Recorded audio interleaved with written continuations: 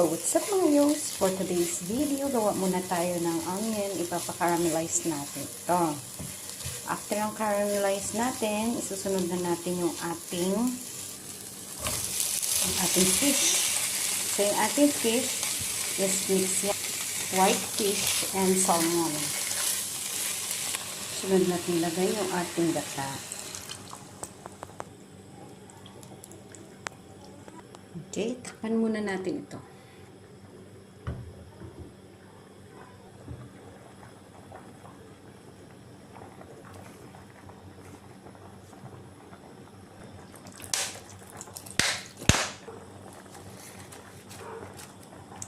Lagyan natin ng basil para lalong maging masarap. Gatang-gata. It seems ready na. Wow.